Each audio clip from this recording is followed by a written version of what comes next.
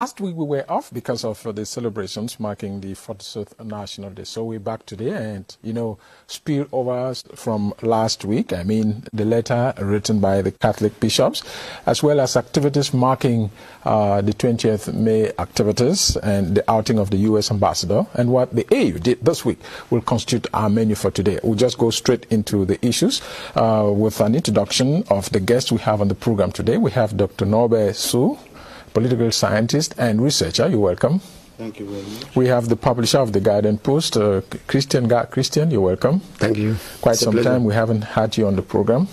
Mr. Peter Ngu Tayong, a colleague, but now somebody who deals with building leadership. You're welcome. Thank you, sir. And he's worked so much in the diplomatic arena, so we'll tap from your experience. And Barrister Ernest Gakpa, you're welcome. Baka, you're welcome. Thank you very much. Okay, let's see what the papers were feeding on this week. Our press review with Ngo.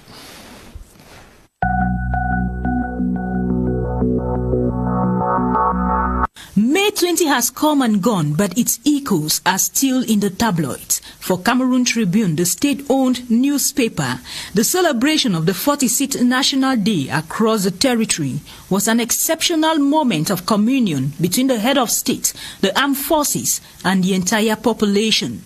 According to the Guardian Post, Breaking News and The Horizon, the fanfare typical of the day was watered down by killings, abductions, and boycotts in the English-speaking parts of Cameroon, following attacks from the Ambazonian fighters in some localities. A May 20 celebration tainted with gloom according to these tabloids, as the discordant voices raised in the two regions are yet to tone down. As the curtains drew over May 20, another controversial issue took center stage. The Guardian Post reported that after using his media outing to put government on fire, the U.S. ambassador took off for his annual leave to D.C. For the Horizon and the Voice newspapers, the ambassador only questioned President Paul Biya on his legacy. While these English tabloids saw nothing undiplomatic about the media outing of Peter Henry Ballerin, Cameroon Tribune had a contrary view. The state bilingual daily reported that the diplomat had to answer to a summon from the Cameroon Minister of External Relations. According to the report, Peter Henry Ballerin need not interfere in state matters, a move considered by the Guardian Post as confrontational. Confrontational, too, has been the battleground between Ambazonian fighters and the military, as reported by most English-language tabloids and the Summit magazine. The Post Weekender headlined, "Troops Killed 5 and Set the Oshe Market Ablaze," while the Summit magazine, in an exclusive interview with Julius Victor Ngo, reports that though Manu Division played an important role in the reunification of Cameroon, today it's the battleground between government forces and civilians in Manu Division. As Manu Division enters the annals of history as the bastion of the Anglophone crisis, history will also retain that thousands from southern Cameroon are now refugees in Nigeria as a result of the Anglophone problem. A problem that Bishop Andrew Keya, in an interview over the BBC and carried by the Guardian Post, has described as a growing genocide that has left hundreds dead, thousands of refugees struggling to survive under appalling conditions. While the bishop weeps over the surge in violence in the northwest and southwest regions, as carried by the Guardian Post, the Summit magazine has an interview of the PCC moderator who decries the ravages of the Anglophone crisis in Manu Division. Shocking testimonies of horrors in southern Cameroon also reported by the Voice newspaper, which according to Breaking News worsened only after the departure of General Melingi. Uneasy calm in the northwest and southwest regions, which has left the Southwest Elite Association with no choice than to table a memo to the head of state calling for a ceasefire between Ambazonian fighters and government forces. The Star and the Post Weekender reports that Suela has called on President Biya to call off the war declared on secessionists, as well as release all Anglophone detainees. A letter that is yet to yield as Mancho Bibixi and 6 others have been sentenced to 11 to 15 years in prison, provoking more agitation. Agitations which, according to the Guardian Post, the French president and UK MPs say can only end if President Paul Biya dialogues with aggrieved Anglophones. Put the grief aside and enjoy the midday with the press.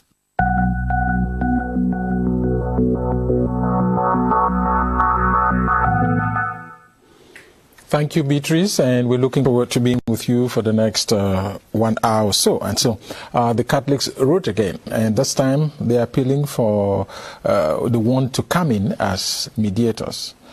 The first time it was the bishops of the Bamenda Ecclesiastical Province. This time the entire church is writing.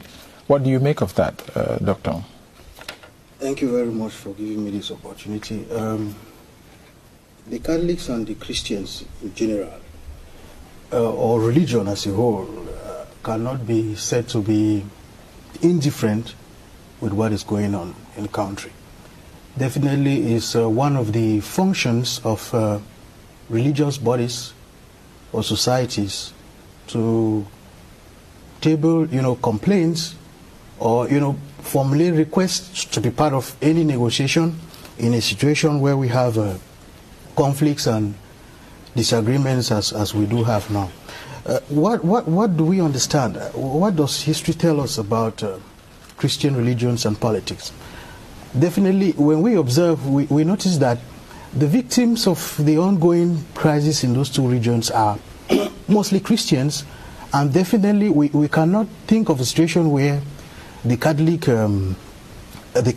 Church or the Catholic society will be indifferent to what is going on. We know that sometimes religious bodies, religious institutions, and of course religious settings tend to be targets of political competition and game and whatsoever. So it's quite important. To you see it normal. The church yes, to write that of later? course, I do find it normal because the congregationists, the churchgoers are inhabitants of the regions where we have the crisis. So there is definitely, the church is also feeling the impact of what is going on. Okay, now, will the church not be seen here as meddling into politics, no, which is not supposed to be church domain? I have a contrary view to what he just said. I think the Catholic Church, being a very respected institution, let's put it that way, in this country, should walk the talk of dialogue. There's so much talk of dialogue. I don't understand the reason behind writing to request to mediate. Why don't you just go ahead and start talking to both parties instead of writing? And Yaoundé is, we noted for talking about dialogue, but nobody is taking the initiative for dialogue to begin. So why does the Catholic Church not just start talking to the okay, parties? From what you say, you would have wanted them to do covert negotiations or dialoguing. They should begin the dialogue process by getting to both sides. You mean the Catholic behind Church, the scenes? Yes. And they only come out in public, to say we are already mediating, so that even those who are in the bushes can know that there's hope for some lasting solution. Okay. Instead of writing a letter to Yaoundé, which we all understand, they talk about dialogue, but we are not seeing it happening. No, they have their own. It's taking too long, Joe. Okay.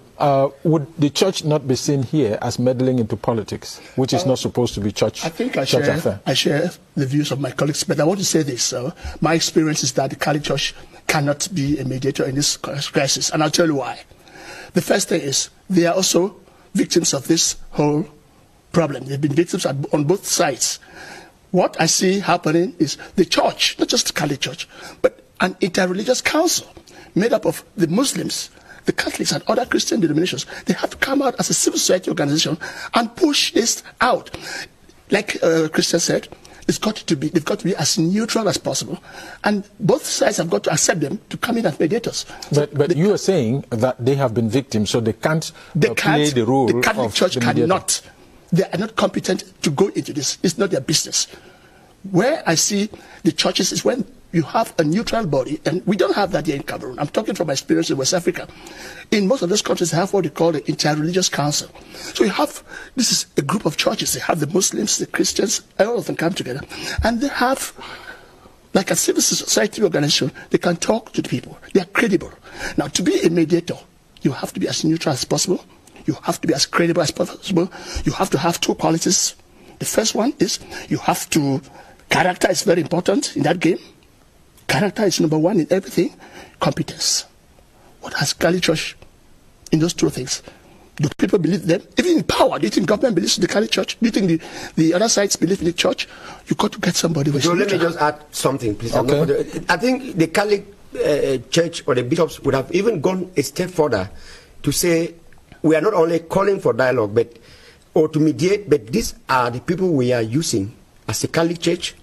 They name some personalities because Peter is talking about the people who are supposed to be involved in that kind of mediation.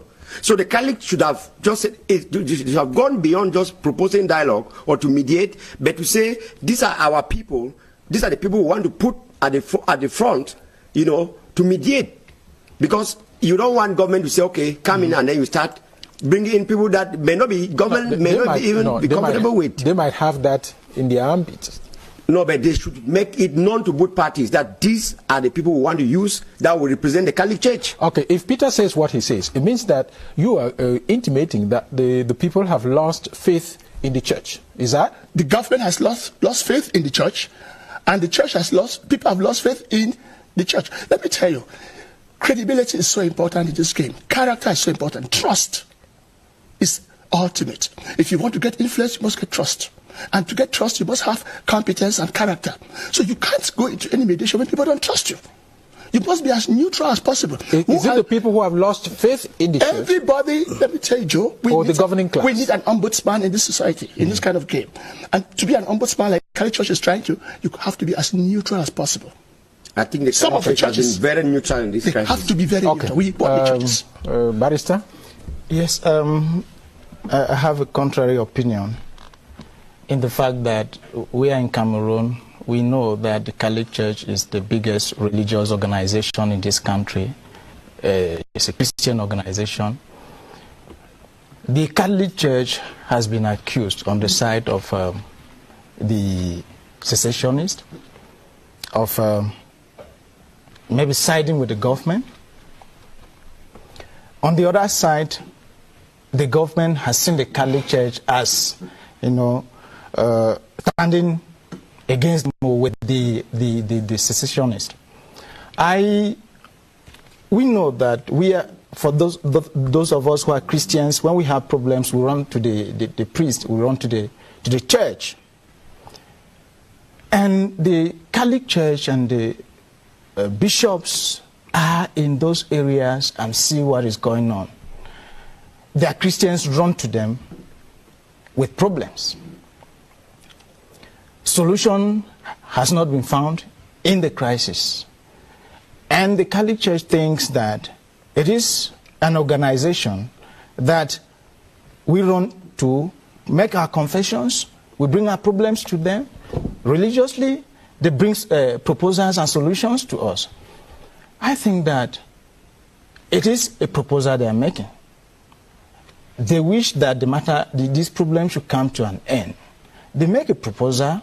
It is for the belligerents or the parties to accept their proposal or not. I think that it is a good move. If they remain silent, they will be accused of remaining silent in the face of the suffering of the people. I think I don't have any problem with that. Now, when you look at what is happening and the church wanting to come in, would you say the state has the authority and the responsibility of bringing order where there is disorder? And where we find ourselves, can the church say that they want to mediate where the state has not been able to achieve or had a solution? The state is a party in this crisis, and that's why the Catholic Church, they're saying that, okay, they take themselves as people who are neutral, even if we want to go by what Mr. Peter Anglophone is saying here. And I think it is even more easier for the Catholic Church because the #1 personality of this country is a Catholic Christian. I mean, the head of state. Why can't they even book an audience, first of all, to talk to him on this issue before coming out in public to say, okay, we want to mediate? Okay. I must say that I tried to get a lot of officials of the Catholic Church to see if I can get one of them come and try to share their experience on this issue, but unfortunately it didn't work. But that notwithstanding, we have a panel here. Okay, yes, Dr. Nove. Yes, I want to say that the church is not operating in a vacuum. The church is operating within the state. And definitely it must have concern because citizens of the state have many caskets. They are not only citizens, they are Christians, they are animists, and so on and so forth. And when we say they are Christians, it means that they pay allegiance also to the church. And in a situation of crisis, when the church starts feeling the impact of a crisis situation, it's just, normal. I will even say kind of natural for the church to get in. And of course, the church cannot get in just haphazardly like that. The church must follow the established rules of the state.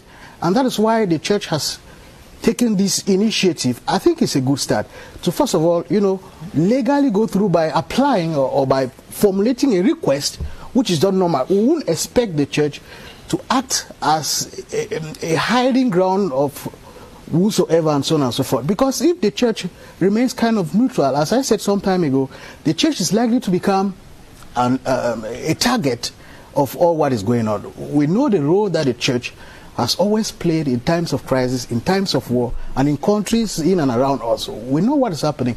So I think that I may even say that the church is even coming a little bit late, because at the start of every situation, if we find the church coming in now, it is because actually the church is really feeling the impact of what is going on. And as an organization, one institution within the state, it needs to survive. And one of the ways of trying to survive is definitely to propose, to air out its mind about what is going on and try to find solutions to that. Okay.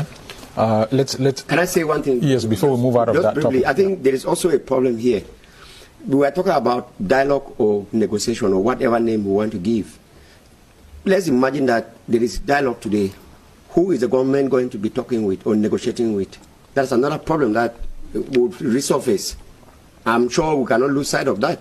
No, we haven't gotten to the level of... no, I'm just saying that we are dealing with a snake that doesn't have a head. Expert in crisis management. That crisis always is like a snake without a head. So you want to dialogue... If you have a snake without a head, it eats, so the mouth will be close to where it eats. So, Joe, I just want to share some experience here. We have a civil society. Do we have civil society organizations in Cameroon? We do. What are they doing? That is the most credible organization in any country that can get into this conflict as a mediator. Civil society is Mr. Neutral in any country. Yeah. They are whistleblowers. And in any society where you have whistleblowers, you give them credibility. They are not men, they are not women, they are not color, they are colorless. Now, do we have them? That's where our donor parties should come and build up their strength.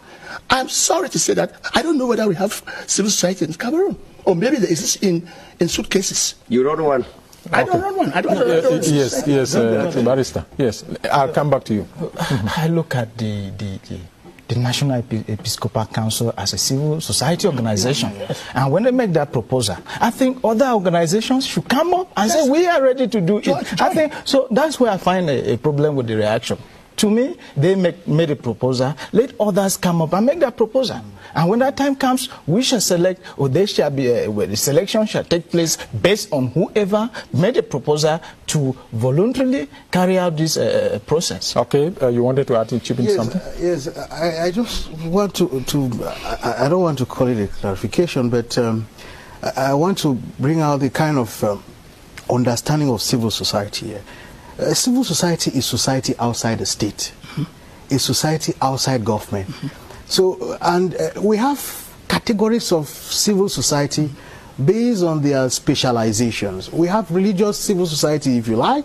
We have, economic civil society. We have humanitarian civil society and political civil society. And of course, political civil society. So definitely, if the religious civil society, as I can put it, has taken the lead to show an interest in what is going on and kind of proposing to be one of the actors in the negotiation game, I think that as Barrister was trying to say, others could try to copy and follow up, and definitely we should be expected to initiatives from other categories of civil society. That sounds interesting. I'd like us to move away from that to what the AU, the African Union, did this week, and it surprised many, but not surprising as such, but it caught the attention of many, and a lot of questions are being raised. Why should the AU talk about the fight against corruption when at the level of the individual countries that is supposed to be managed? Does it mean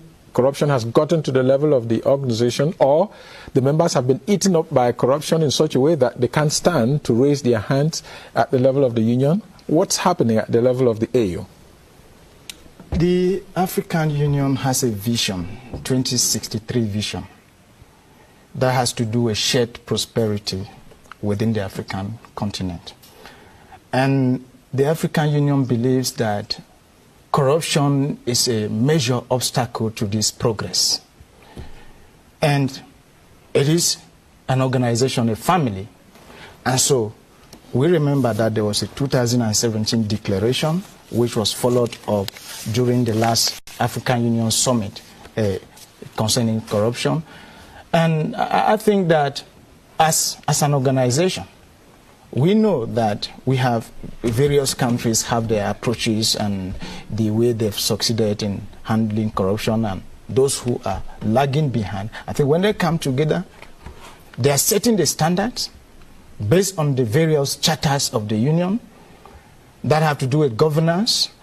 They share the experience and make sure, to me, I think that's where I come. They need to go further by stating sanctions that may be meted out to countries, since we are talking of, shared prosperity for African countries in the African continent. So I think it is a good move to me that it's a topic, it's serious, and we are discussing about it in Africa and the African Union. I think it's a good move to me. Yes. How can the AU be talking about corruption when at the level of individual countries it's a gangrene?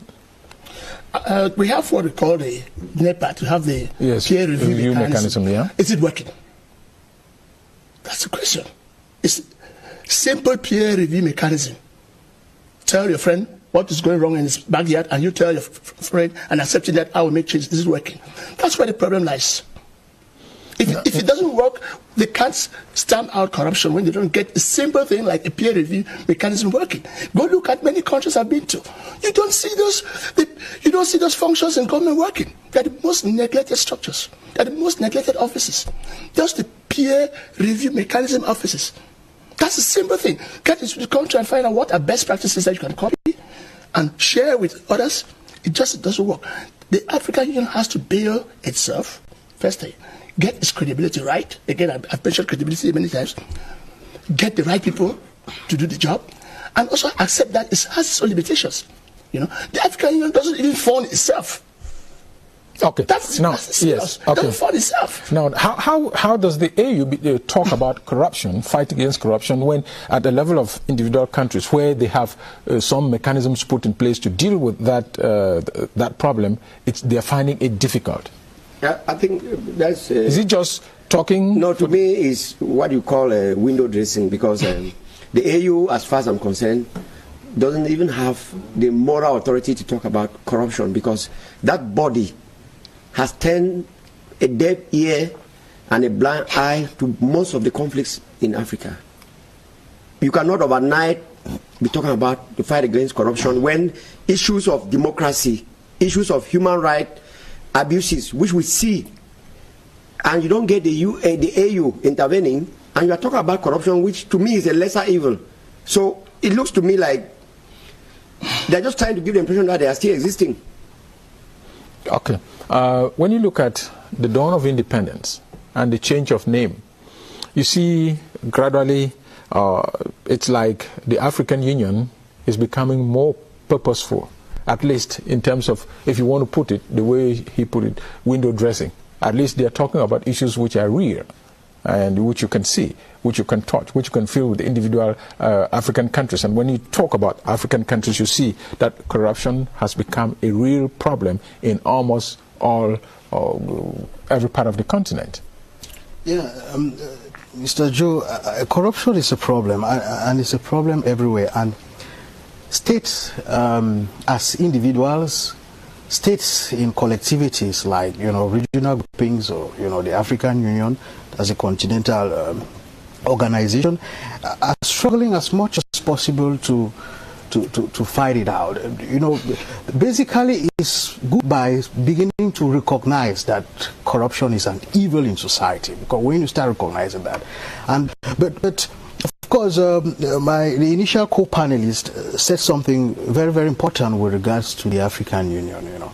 The African Union is not kind of capable enough to handle continental issues, because it more or less is still connected, still depending somehow on a kind of foreign support to go about his daily business. But that notwithstanding, if we go back to the last European Union and Africa Summit, it now became the EU-AU Summit, which implies that the European Union can no longer deal directly with individual African states, but if it has a policy, it must get through the African Union. And I think that if the AU is coming at this point in time to insist on the struggle against corruption, it also means that civil society, through whom the AU has been, dealing with to fund, projects in the continent and all whatnot, is also being caught in the web of corruption, because it has become a kind of widespread phenomenon, that a way of life. Yes, a kind of way of life that the African Union cannot be indifferent to. Of course, you raise an initial issue of Organization of African Unity moving to the African Union. I think that every continental organization has an objective. Even the EU today was initially called the European Economic Community. It was for a purpose. The Organization of African Unity was there to ensure that the countries still under the colonial yoke should gain independence and all whatnot. And the AU is now coming in a different era, even if it's a change of name, as we can call it, it's coming in a different era with different challenges. So the problem now is how effective will be the move, given that, as you said some time ago, individual countries themselves find it very, very difficult to, to eliminate corruption, because it cannot be completely eliminated, at least to reduce corruption to a bearable degree, when you cannot take 50 or 53 or 54 sick persons to go and form a union. So fundamentally there is a problem at individual country level, which I think that has to be worked out too. And the AU doesn't have the mechanism to fight corruption in 54 or 53 countries.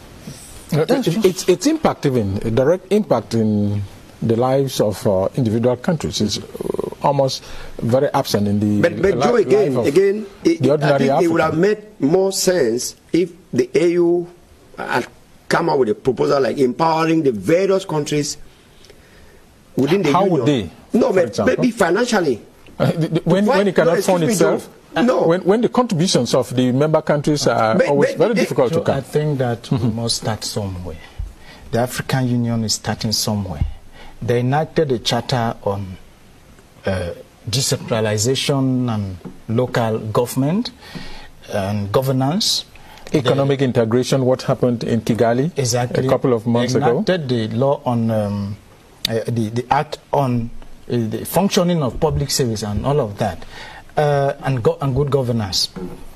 I think that the African Union, and when you look at what happened the other day, they cited the case of Nigeria and the case of Muhammadu Buhari for fighting corruption in Nigeria.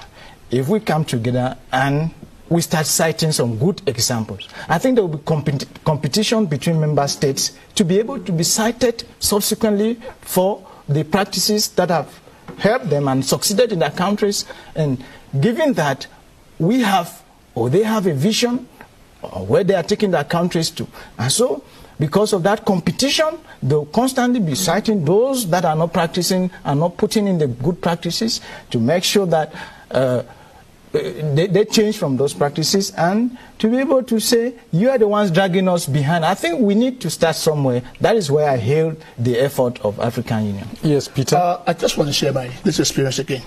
The African Union has no visibility. I can tell you it's true. Your strength comes from your communication, your visibility. It's called soft power. How can the African Union influence change when people don't even know where it exists? How many schools know what is the AU?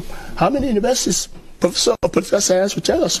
Who knows it? Everybody growing up aspires to work for the United Nations because it has credibility, it has visibility. The African Union can start its own corruption index, but how far will it go? It only goes where people see that it needs to start somewhere. It needs to start somewhere, but it must first of all beef up its credibility. Okay. Norbert? Excuse me. I want to, you know, when we it's sometimes easy to pass out judgments on what is going on or what institutions and organizations are doing. But the African Union we cannot say that it hasn't got a vision. No, we didn't say vision, we said visibility. Visibility. It doesn't have.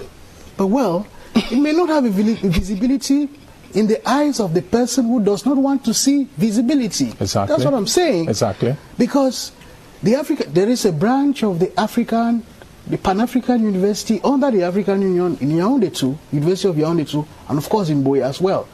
And we have students there.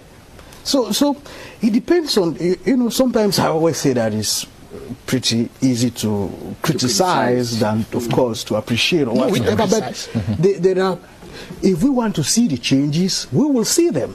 If we go out looking for them, we will see.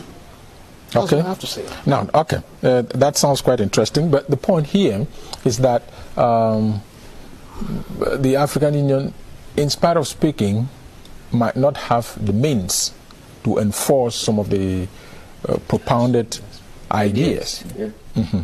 Okay, I'd like us to move on to something else without our usual report, and this has to do with the outing of the U.S. ambassador to Cameroon last week, and which has spilled over to this week, and it has to do with what he said concerning the President of the Republic and reaction to what is happening in the Northwest and Southwest. How would you look at the outing of that ambassador? Was it embarrassing or just a normal coming from a friend in need? Of course, you know, states are friends. You have states, they are natures of relationship among states. You can have, you know, a friendly relationship. You can have relationship characterized also by tension. So definitely, I want to think that the outing of the U.S. ambassador is a, will I say, a contribution to the ongoing dual debate on, you know, whether or not, dual debate on alternation of power at the helm of state in Cameroon. You know, it's not the first time you have a category of those who think that it's time for the president to step down and give way to another person. You have another category believing that the president is still ripe and right enough to keep ruling the country. But what I want to say is that it's important for us to understand that there is no retirement in politics. Our constitution, I've gone through our constitution and I tried to find out where it has been stated that at this age you must go on retirement. And if we are saying that there is no retirement in politics, we are also saying that is, of course, within the legal and political rights for the President of the Republic to decide whether or not he has to step down or not. And even if he has to decide, just like people stand out to write motions of support asking him to go in again for elections and so on, the U.S. ambassador felt, it's a feeling, it's a suggestion, it's a proposal that the president should keep. Should think of his legacy. His legacy. But then I still want to ask myself the question: how do we judge the legacy of someone? Is it when I just retire that you say that I did something good? I think that the legacy should be judged in terms of the achievements of someone. It's not because I decide today to resign that you may conclude that I'm a president. I prefer to use the word step down. To step down, I think that we may say that. I'll come to you. That we will say that, of course, I did something good. If we stand to remember President Aijo, who resigned, he resigned because he felt he was unable to continue running state affairs. Because of his situation, he felt he was incapacitated. If we want to judge him, we will not judge him because he resigned. If we want to judge him, we will judge him because he consolidated national unity, he did this and that. And it goes same with... Let's say what the state achieved during the time he was in leadership. That is it. Okay. That is it. Maybe you want to react before I ask you one question. Yeah, I think there is something which we have to be very clear about here. Some media organs actually misinterpreted what the U.S. ambassador said. He did not at any point say that ask the head of state to step down. Mm-hmm. He didn't. He simply said, think of your legacy. Think of how you'll be remembered when you leave power. And he went ahead to talk about Mandela. And then, to me, it didn't mean that thinking about your legacy doesn't translate to mean that you should step down now, as some news organs interpreted. So I think we have to be clear about that. Okay. It could even mean that let him keep staying in power, but to do something better and to be remembered for. And again, I've not made my point on the outing of the U.S. ambassador. London. I think, is it because what he said that is happening in the Northwest, is it because it was coming from a diplomat of his caliber? Even the Catholic Church in their letter... I was about saying that because the way the public, the media, and the diplomatic community, particularly us, have reacted, is it because it's coming from him? Exactly. Or the content of the message which he carried? There was nothing new. Or the manner in which he was... There is nothing new that he said that has not been said, even by the Catholic Church.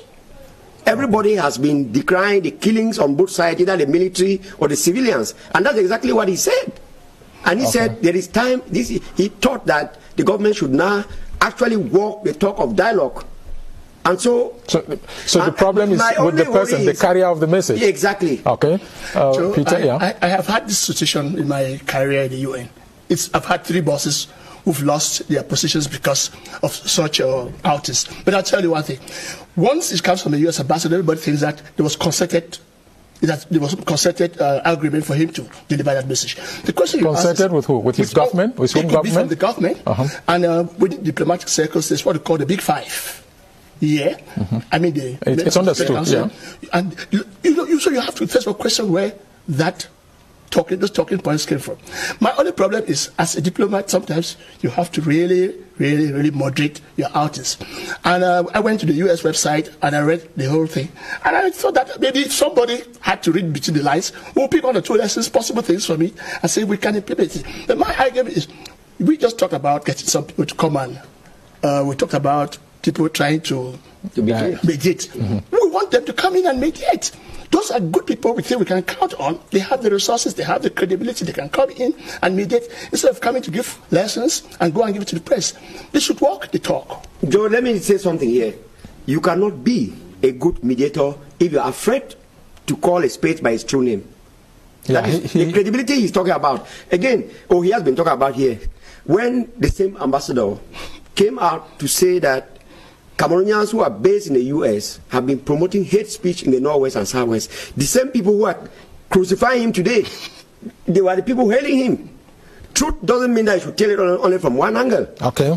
Now he just talked about credibility. And when it comes from reserve, in diplomatic arena, they talk about the reserve. When you have an ambassador come out the way he did, would we look at it from the perspective of the person who says it or the country from where he's coming? I'm sorry, I'm not better placed to say it because it has to do with diplomacy and international relations. I'm a lawyer. The U.S. ambassador in Cameroon represents his country and the president, who is the head of diplomacy. And when he makes a statement, the presumption is that the statement comes from his country. That's the presumption. From a very powerful country. Yeah, until you prove the contrary. It is in that light. But I keep saying, with regard to this issue, that it is a whole storm in a teacup, this matter. If we kept silent without reacting, it wouldn't mean anything, because the interpretation depends on what angle we are standing to look at the statement of the U.S. ambassador. So I think, answering your question, he reacted as an ambassador, and we presume that that is the position of his country. To me, okay. How would you see this as interfering into the internal affairs of another country, or a sovereign country, or in our case, in this case, our country? Good. As a lawyer, the principle of non-intervention within international law, we have stare decisis, decided cases, the famous case of Nicaragua and the DRC versus Uganda case. The ICJ opines that intervention does not come in, or interference does not come in, if there is not use of threat or force. Yes. Now, his statement did not accompany any threat. Yeah. I look at it as a statement coming from a friendly country to another country, or a leader to another leader. That's a proposal. That is a suggestion which, if we stay silent, it doesn't carry with it any force. So there is no interference. Again, from every indication, we have made a mountain out of an anthill. Yes. We have made a mountain out of an anthill. Joe, let me just quickly say something here. You are talking about interference. When he met with some government ministers, I remember the U.S. ambassador a few months ago, whose names I will not cite here, and the Catholic Church and the members of the civil society, in a move to resolve this crisis, at that time, he was not styled as interfering in our internal affairs. Am I correct? I don't know. No, but we applauded his move. Yes. Now, he was itchy to say something. Yeah, I think that Barrister made it out clear. It cannot be considered as interference in the internal affairs of a sovereign state, simply because it is not accompanied by any, threat of use of force or whatsoever, or direct action that could really say that is a kind of interference. It's just like individuals. You can be my friend, and I can talk with you about something and tell you. Now, when the U.S. ambassador says that, is it? Can you take it from the perspective of a friend advising another friend, because we are considered as Cameroon being friend to the U.S. and so on and so forth, and that they help us when we are in need, and the English adage which says a friend in need is a friend indeed, and so on and so forth, and that you can take it or you leave it. Of course. It's now left for the President of the Republic as an individual to think, and if he develops the feeling that he is incapacitated, he can yield to the advice or the suggestion.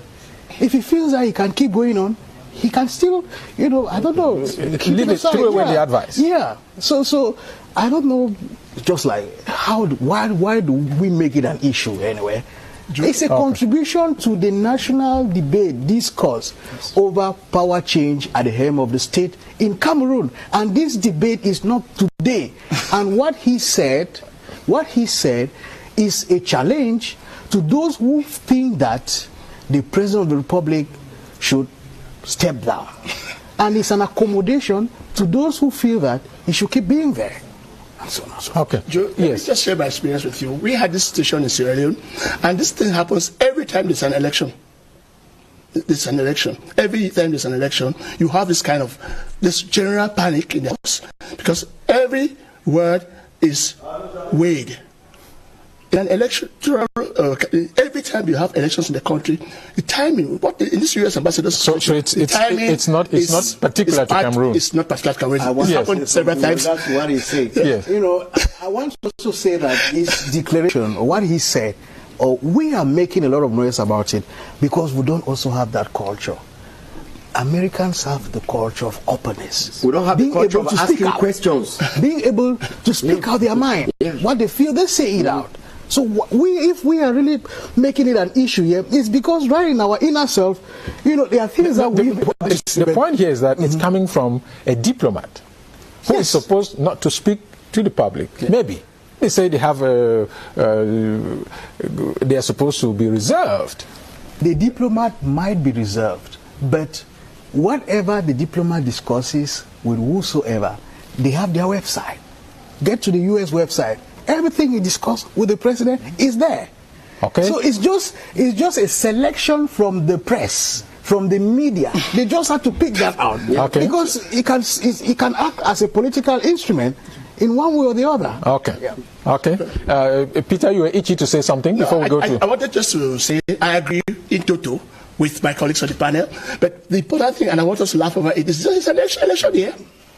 Okay. And they feel that everybody's anxious to have the U.S. on their side. Yeah. Okay. Guy who is here is itchy to say stories. Okay. Elvis, can you pull the microphone? Reactions online? Yes, the debate is quite hot online as it is hot on the set here. Let's just take the topic that's trending now. The U.S. ambassador, Cho Tata, says the U.S. ambassador was outright, but in diplomacy, not everything is supposed to be said in public. And talking about the church, the theme of the day, Cho Tata comes back to say the church, if granted the full insight of the crisis, which is the truth and concrete solutions, then the church can contribute efficiently. Tata Napoleon also affirms as well, adding that the escalation of the crisis is because government has ignored the church in its seeking of solutions, and when priests and pastors speak to their congregations, there is a high probability that they are going to listen and apply. Mary Killer adds that I don't think the church should join politics, because politics is corrupt and puts money first, but if the government listens to the church, Cameroon will be like paradise. Tata says the church should be neutral and contribute in mediation. And Chinkila says the church, when the crisis began, some church leaders were convoked, and this made some of them to withdraw in the problem solving. While Amadine Cho says at the beginning of the crisis, the church could do something. But at this stage, the church can only provide spiritual and material comfort and call for dialogue. And Fair Bilton says TV debates are not enough when concrete action is not taken. And Cor Jackson concludes this our series by saying that neither the church nor the U.S. ambassador could effectively contribute in resolving the crisis, but the solution lies in the hands of the people. Okay, others will say the government and some say the people. Now, what if the President of the Republic, the President hasn't said anything? No, have we read anything on the website of the President of the Republic? What if he ignored what the U.S. ambassador said? Of course, it is right. If he feels that he can decide to ignore it. And remember, and he has ignored it because there's nothing on his website. President Biya has a culture. He has a political culture. This is my own observation, of course. It can be challenged.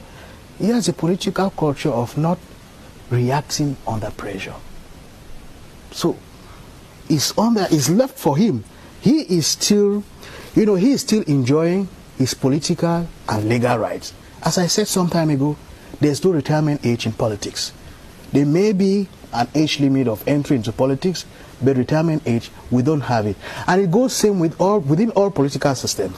And you may be bad with the term limits, but to say that there is an age of retirement in politics, I've not seen it yet. Okay. And it is definitely in the place of the president and, of course, the Cameroonians to decide. It is the Cameroonians who have to speak, if at all there is anything. Yeah, when it will come to that. No, anyway, speaking through the ballot box. But I think, yes, of course. I think You asked a very good question, Joe, to ask what would happen if the president ignores the wise words from the U.S. diplomat. I think if somebody gives you wise words in quote.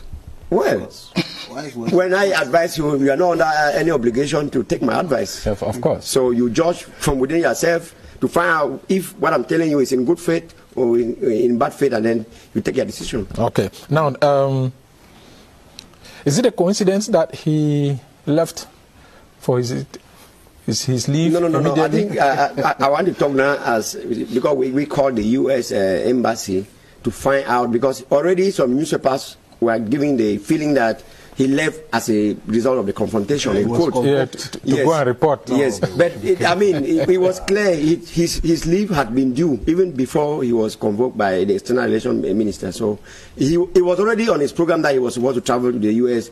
just that same day. It was, a coincidence that on the day he had programmed to travel, that was the day he met with he was convoked by the External Relations Minister. Exactly. Okay. So what do we learn from what has just happened? As somebody who has worked in the diplomatic circle for long, I would say reserve is the name of the game. As a diplomat, you've got to be reserved. And I tell you, the consequences are high. When the U.S. ambassador comes back now, people will stop. He's going to lose a lot of friends because that people would want to go near him because they are afraid that either they're buying off his tone or they're buying his vision.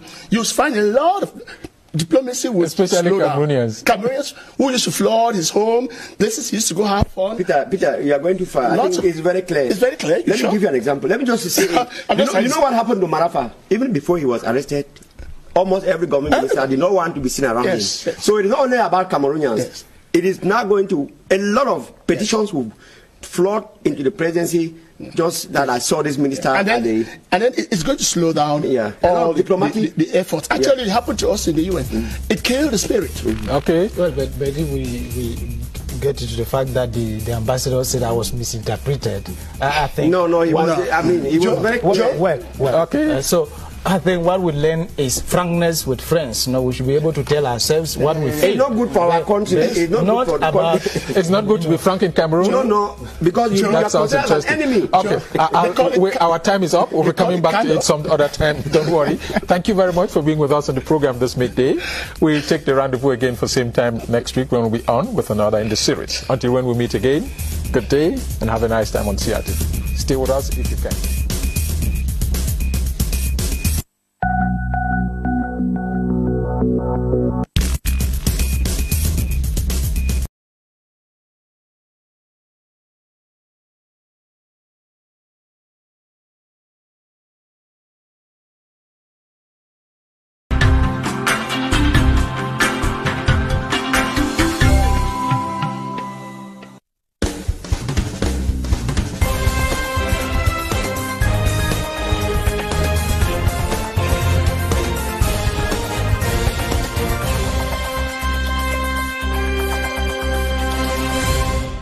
Hello everyone, I'm Bablet Jonathan. This is The Inside. You're welcome to this edition of the program. We're going to be examining the unitary state of the Republic of Cameroon more than 4 decades after she moved from the Federal Republic of Cameroon to the United Republic of Cameroon. That was on the 20th of May 1972, and later to the Republic of Cameroon. We'll be looking at the unitary state of the nation, the unity that is being celebrated today. Now we also going to take a look at what is threatening the unity of the nation, the territorial integrity of the nation, and even the peace and stability of the country. I'm talking about the Anglophone crisis that has continued deepening in the northwest and southwest regions of the country. We'll equally take a look at some issues concerning the Cameroon Bar Association, notably the examination into that institution that recorded the very low success rate with some of the student lawyers when protesting, demanding for what they consider as justice. Discover our guest in some few seconds.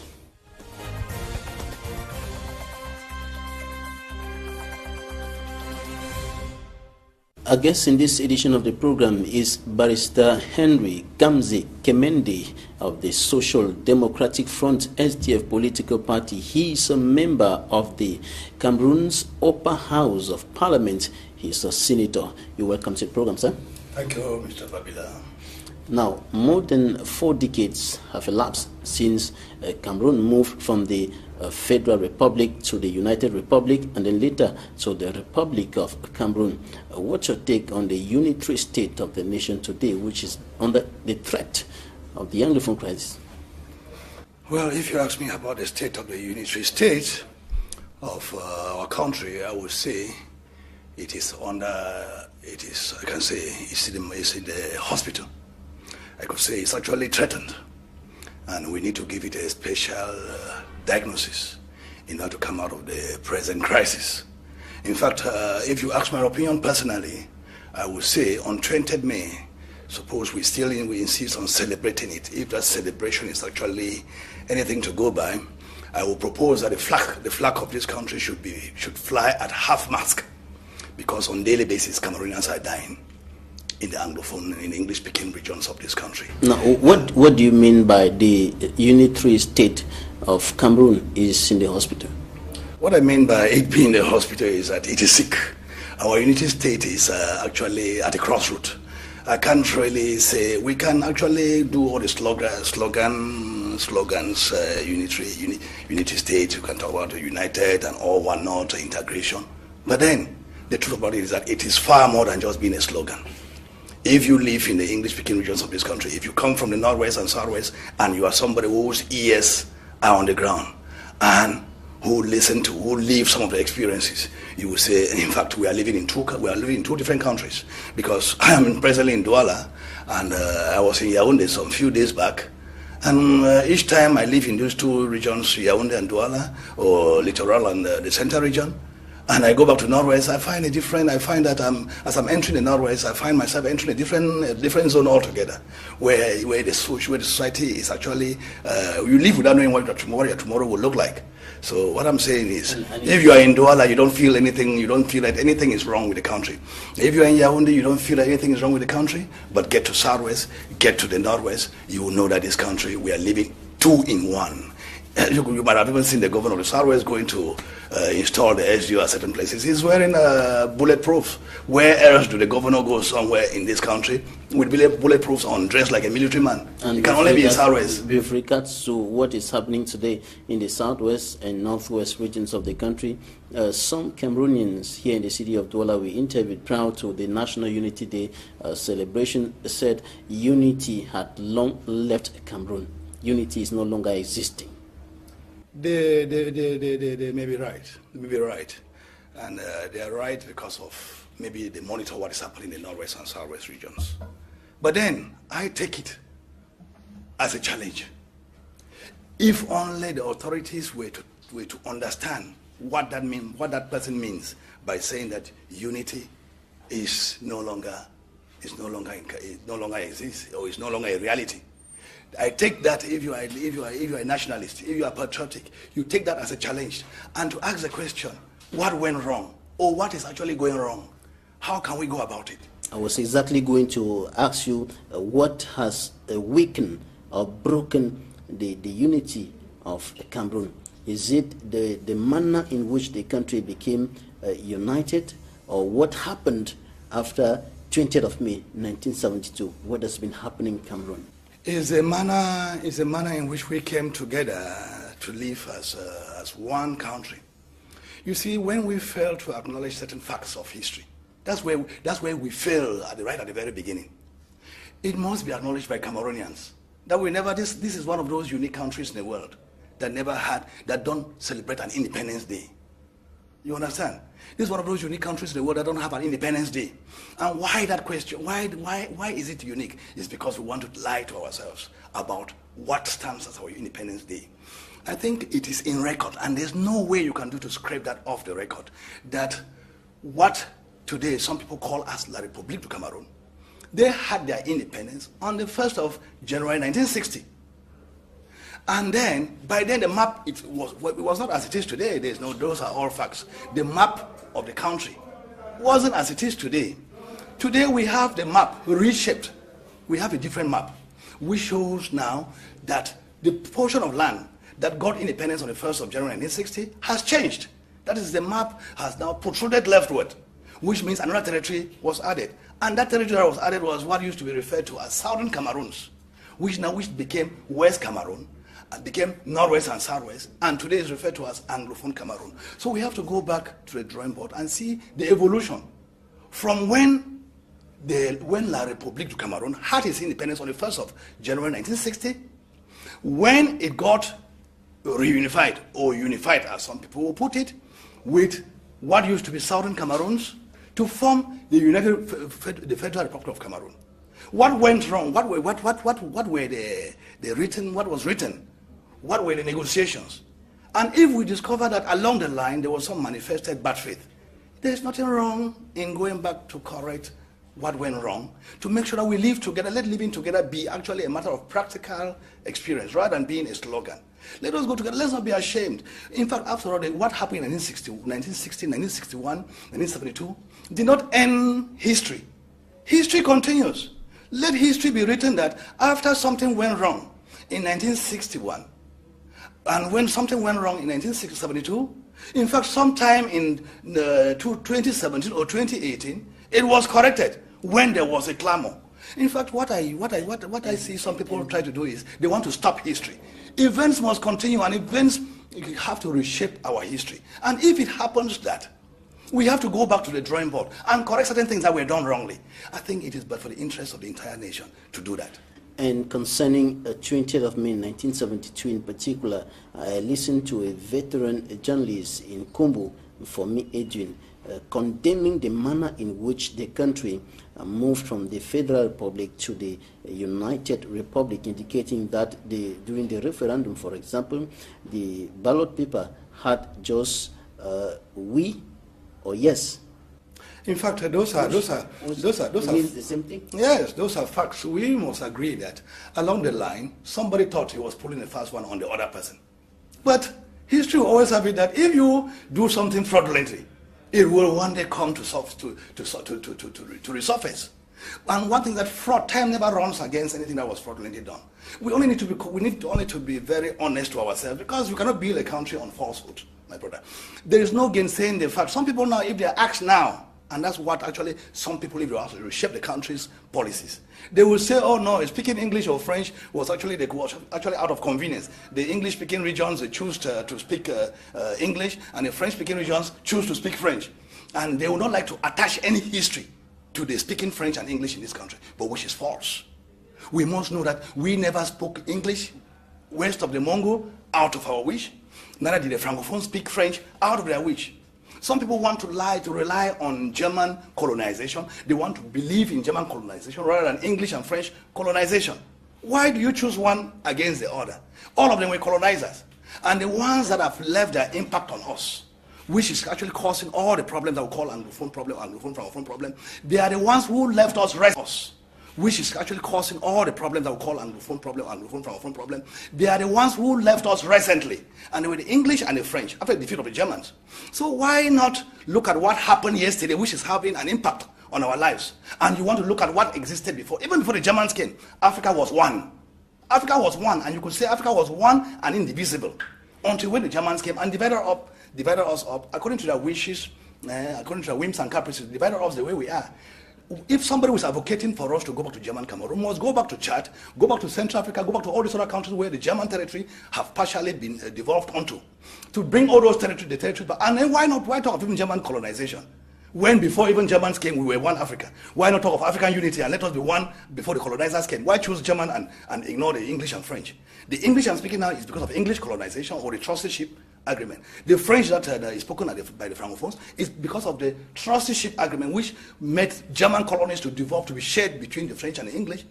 And then afterwards, we are even talking about reunification. We can talk about reunification, because after everything, cannot be reunification as such, because by the time the Germans were here, we were never even managing ourselves. We never even knew exactly who were those politicians in French Cameroon and who were the politicians in West Cameroon or in Southern Cameroon. So actually, we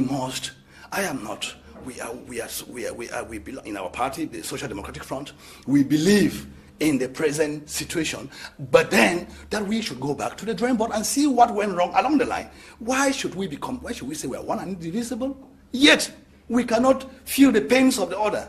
there's one commandment in the Bible that I believe in very strongly. Do unto others as you want others to do unto you.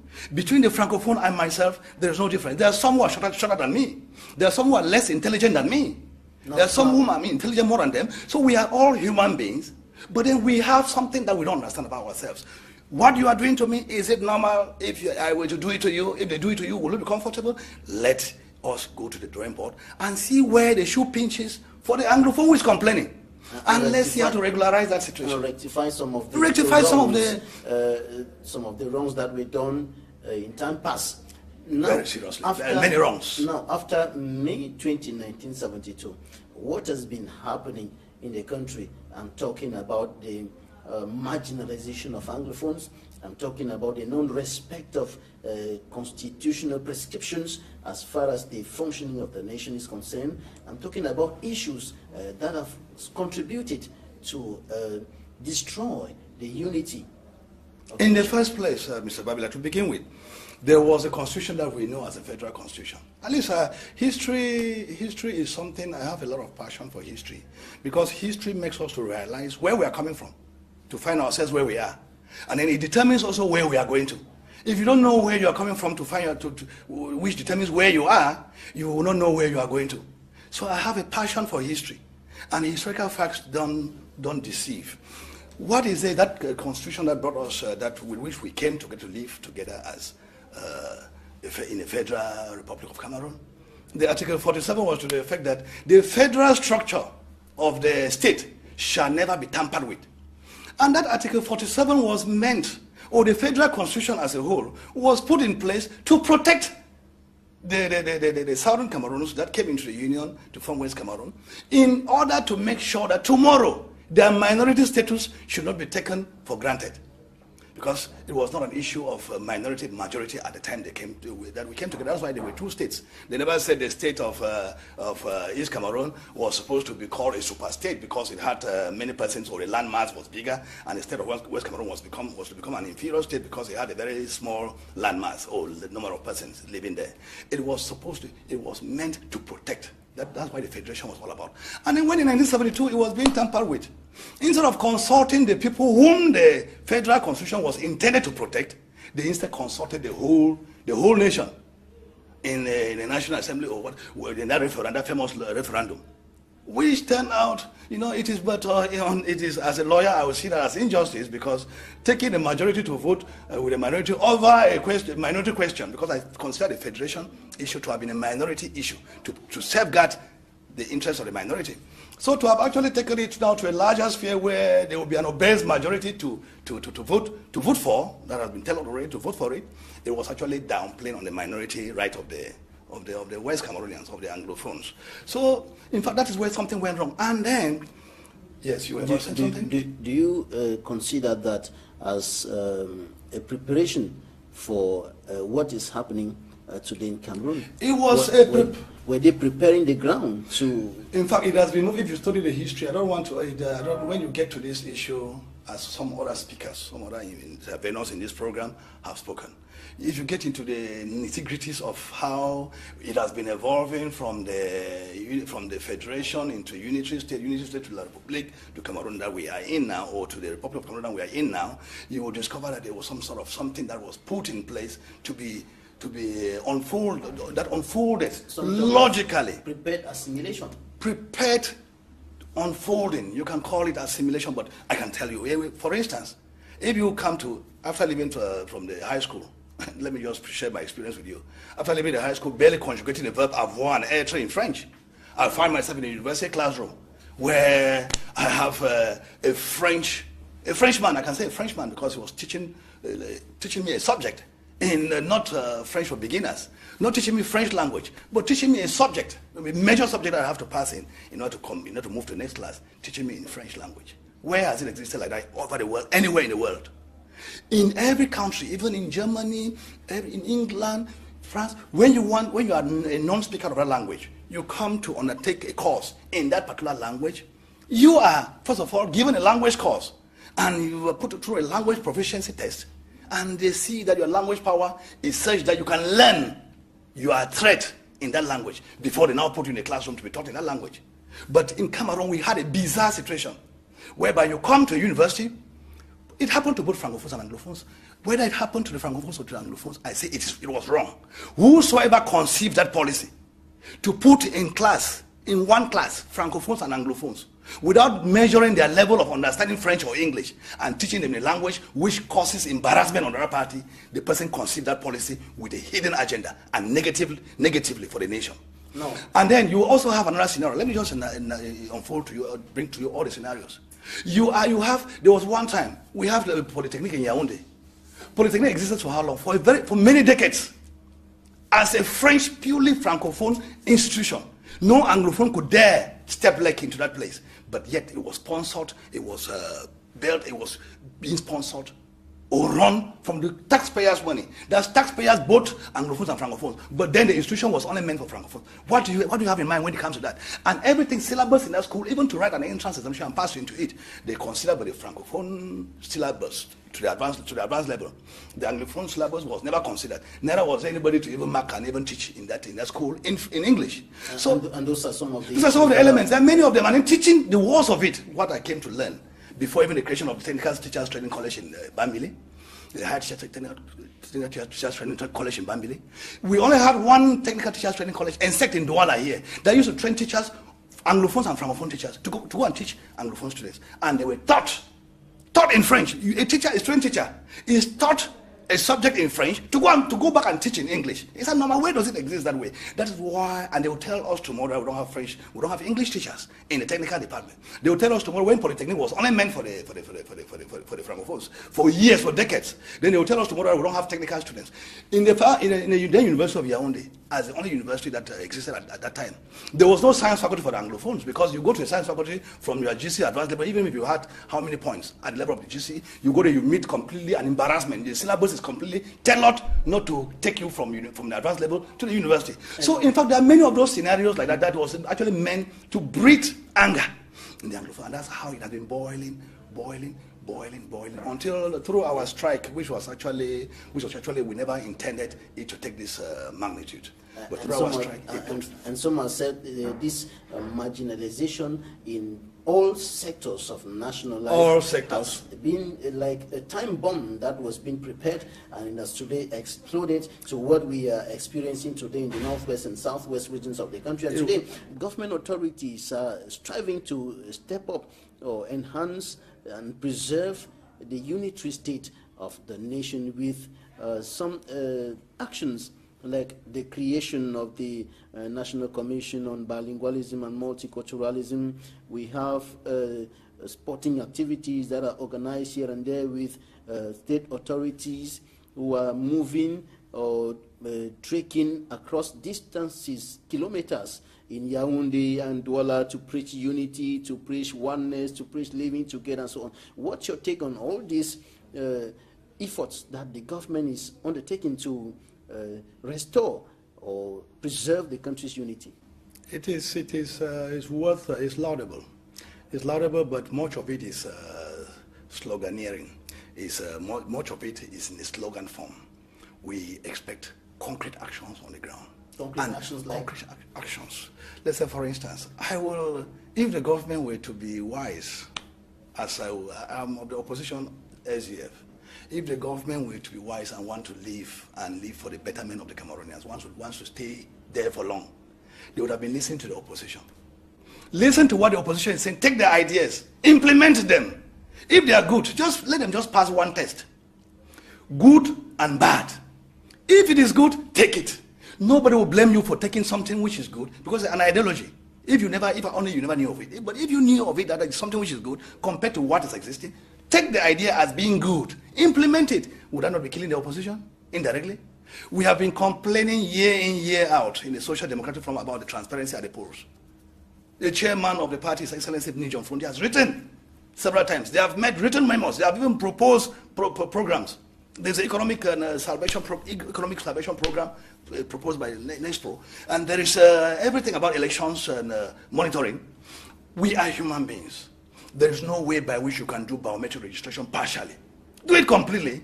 and see it through. The way it obtains in country A will obtain in country B in the same manner. And you define the rules. Let the rules show transparency. Wherever there's an obstacle along the way, let us learn how to overcome those obstacles. Let us not make laws that instead take into consideration what could be obstacles. Let's make laws that will have obstacles, we meet obstacles on the way. And at that moment, we look on ways to overcome the obstacle towards the implementation of that law, which we consider good. That is what we need to do. Transparency at the polls. Look at even the election that we recently conducted. Which is cheaper? If the country has been crying of poverty in not to conduct it, why not make single ballot? That's something which the SDF has been clamoring on for the past how many decades? Single ballot. Double round presidential elections. Because somebody, as it stands, if there are many, about 100 presidential candidates, with 5%, somebody can be the ruler of this country, can be the president of this country, which is absurd. You don't find that anywhere in the world. The problem of legitimacy. Legitimacy, but he will tell you that it's legal because the Constitution provides so, because he has majority of 5%, and he will rule the country, but which is actually unjust, undemocratic, and actually, it is not moving our democracy further, as long as we claim to be practicing advanced democracy. Single ballot is something which is meant to be cost effective. Instead of making 1, 2, 3, 4, 5, 10 ballot papers, which is costly for the nation, make one. So that somebody just thumbprints on the space provided for that. And the issue of coming out with ballot papers, which is an electoral malpractice contained in the law, that you come out with the other voters, the voter cards that you have not voted, you come and show and you are given monies. It has been brought to the knowledge of the authorities. What are you doing about it? Instead of learning how to go about this proposal of a single ballot, they consider it as actually as burning too low to accept that. But meanwhile, it's a good proposal, and it's applied elsewhere. It has been applied even by the SDF in its own local election. The unitary state of Cameroon is today threatened more than ever before by the socio-political impasse hitting the two Anglophone regions of Cameroon for more than 2 years today. The situation has continued deepening. Senator Kemende, you live in the northwest region of the country.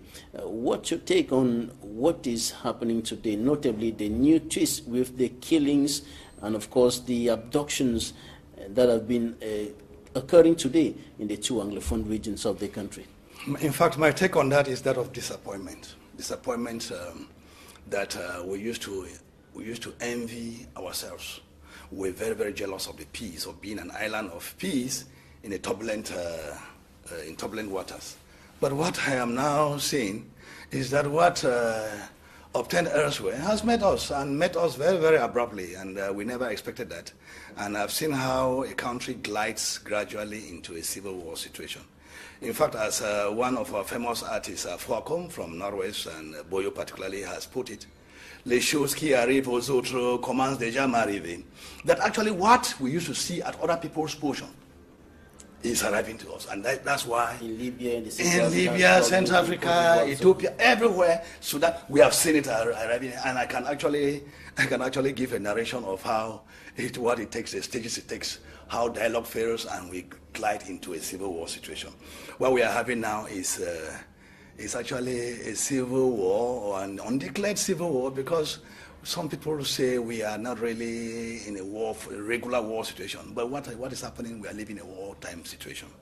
And in that war situation, I can say it is unfortunate for the common man, because they are caught between the hammer and the nail. You see, and we thought, I will keep saying it, we are of the opposition. I'm of the opposition, Social Democratic Front. We don't need to have romance with the government over some of the mishaps that are going on. We are duty bound to screen on the government action in handling the crisis. And I would rather say the government, as far as their interventions towards fighting the Amber Boys, as they are called, is actually the most irregular. I would say before they come to look for to fish the Amber Boys in any particular locality, as a government, which interest is to protect the population, because the population is supreme, there would have been a signal as to what is going to happen and where actions will be taken to preserve the population, because that is the golden egg that is laying the goose that is laying the golden egg. You get to the point. You get the point. It's the population represent the hen that is laying a golden egg, and the golden egg is what is used to fuel the war on the part of the government, because the taxes that we pay indirectly contribute in buying the arms which are supposed to be used to bring order to bear. Then, if you know how long it takes to bring up an individual, to bring up a human being to maturity as you and I we are, it takes, by the time a human being matures, to about 20 years, to about 35 years, 30 years. In fact, much resources have been put in him. And then there have been a lot of sacrifices. And then it's a tax industry for the government. So the more you destroy them, the more you are destroying the state. So everything would have been... And many have died. Many have died. Civilians and military. Our military, they were not meant to fight a war that I consider stupid like this. And the Ministry of Defense has acknowledged what the Catholic bishops called in a release issued on Tuesday, monstrous, inhumane, and violent acts of the military after a video went viral. It is unfortunate. It is unfortunate. Showing some elements of the national armed I even cry. Torturing I even feel for my country, because after every situation, after every war, should we even describe this situation as a war situation? After it will only end on the dialogue table. It will only end with a peace treaty, with a peace something to take home as a peaceful measure to come to stop the war. No war has ever gone ad infinitum. But then you ask yourself, how will it end? And when it ends, are we going to have a Peace and Reconciliation Commission as we had in South Africa? If that, because the atmosphere now created, that Peace and Reconciliation Commission may be a very difficult thing to manage, like it happened in South Africa. And talking about how it will end today, the thousands, the United Nations indicate that there are 160,000 Southern Cameroonians who are now refugees in neighboring Nigeria. There are hundreds who are displaced. Mr. Babila, what is intriguing? Are we moving towards the end or towards an explosion of time? What is intriguing, Mr. Babila, with your permission, what is intriguing is the fact that the government media doesn't carry out any news, apart from your television, which I must congratulate for doing some on-the-field coverage. We even know that when there is even war, journalists of the national media, of the state media, are allowed to cover and give a report to Cameroonians what is happening in the war front. It is really unfortunate that the coverage of the war or coverage of this reprisal on the Amber Boys is actually not covered by the national media, by the state media that is supposed to inform the Cameroonian people of whether that war we are really succeeding or we are failing. We even think that, in fact, we are supposed to have even a special session of the of the parliament, that is the chamber, as we say, bringing the National Assembly together with the Senate, for us to have a working session with the Minister of Defense, for us to have minute by minute account of how the war that was declared on the separatists is going on. Are we winning? Are we making gains? What are going to be the consequences with the evolution that we are facing in the field? Are we building a volcano? Are we getting deeper and deeper into the crisis, or we are actually getting out of it? In fact, we are supposed to have, with what is going on daily basis on the ground, we are supposed to have a daily account of that war by the Minister of Defense or whosoever is in charge of following up the events in the field. Honestly, I bleed internally when I see military men, their heads cut off, when I see civilians dying innocently, and when I hear of Cameroonian refugees being in Nigeria that is not covered by the state media. Nobody visits them, and some people have the guts to say they are not Cameroonians, they are going where they came from. They are certainly Nigerians. If they were Cameroonians, they would have run to the Francophone section. It is really embarrassing the way some people look at this problem. I've been watching debates over Equinox, over STV, over Vision Cat. In fact, the way some Cameroonians speak is like they want to see the Northwest and Southwest, that parcel of land, emptied of its inhabitants and replaced by another category of persons from wherever we are yet to know. And when we look at all of this, are we moving towards an end, or the action on the ground? The explosion. The action on the ground, Mr. Babila, warrants that if my voice could be anything to go by, I would like to call on the head of state to call that war off, or to withdraw the military from the field, to call that, to bring an end to that carnage that is taking place in northwest and southwest regions. In fact, it is actually something which is, for somebody who has saved the nation for more than 35 years, we're only seeing 35 years because that's when he became the president. But before becoming a president, our head of state, His Excellency, Paul Biya, has been Prime Minister, has been Secretary of State, has handled many. In fact, throughout his life, he has been a civil servant. He has saved this nation. For his legacy to be that carnage that is taking place in Northwest and Southwest is rather disgraceful. I would like him to, there's nothing wrong in him. He's a father. There's nothing wrong in him coming back to himself and withdrawing the forces from the ground and seeing how they react. I'm calling for inclusive, everybody has said inclusive dialogue. Inclusive dialogue. We know the protagonists of this issue. There is no point coming to call us, the poor common law lawyers again to come to a table, or calling the teachers again, the poor teachers again to come to a table. That would be out of place. Call the people now who have taken us to where we are now. Because we never knew when we're doing this thing, we never knew that the ground was already prepared for this situation. We never knew that the Anglophone Cameroonians have been caught, they were filled right to the brim with the problems that they have been suffering throughout the years. In fact, it just came out, it was like a litmus test, as you saw the French Revolution of 1789. It came up as a result of the increase in the price of bread. But when the revolution started, if you gave bread, even for free, to the Frenchmen, they would not have stopped that revolution. And when you're talking about calling those who are now leading the struggle, the independence struggle to the table, who are you referring to? In fact, the people, the leaders, before they caught the Sisiko Ayutabes and the Tassangs, they knew exactly that they were having an impact on the ground. If not, they would not have caught them. If they caught them and if they are still looking for those people in the diaspora, it's because they are saying things over there that is having an impact on the ground. And why is it having an impact on the ground? It's having an impact on the ground because the ground is fertile for what they are saying. You get me? People are looking at them as if they are, they're not Cameroonians. They are Cameroonians, and they are speaking what concerns their country. They are speaking, touching on issues that concern their country.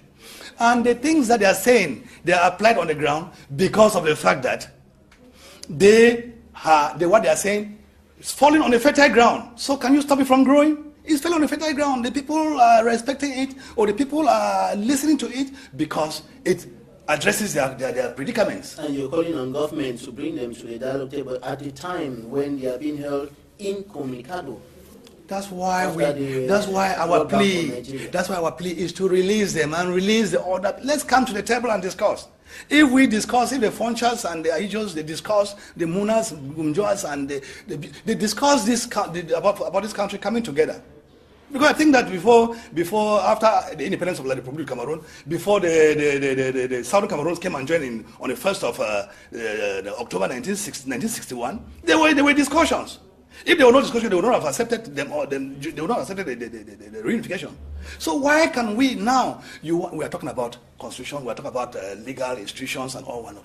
Honestly speaking, when there is an uprising like this, I have gone onto the Inkata dictionary, which is a program over internet.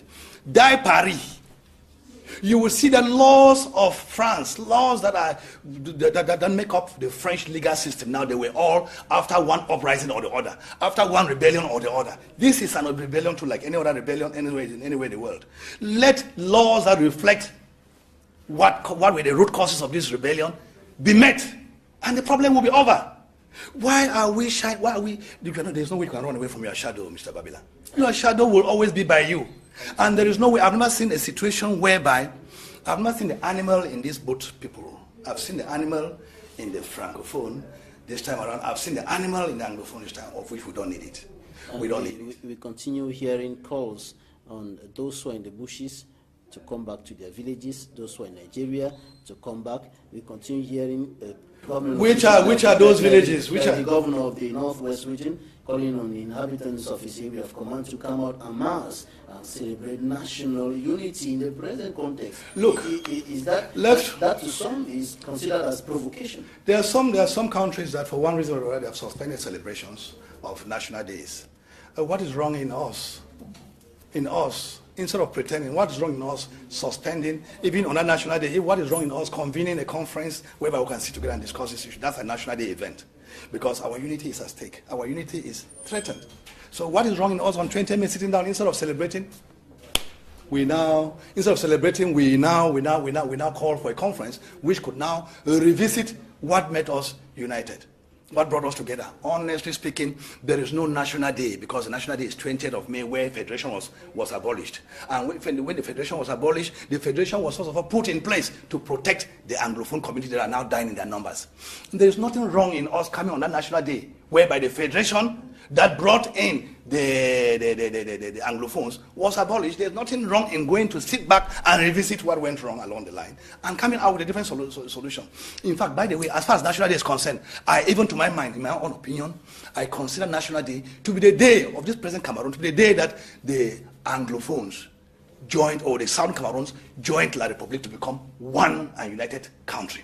That is to be the national day. Take the case of the prodigal son in the Bible. I think the day that the prodigal son came back, the father killed, it was just almost like a holiday in the family. The father killed the largest bull to welcome that prodigal son back. So if La Republique got its independence on the 1st of October 1960, without their brothers of Southern Cameroons, the day that their brothers came back, is that a national day? That is the day that this map of Cameroon was remade to put this portion, to make it the present day map. Is that not a great day?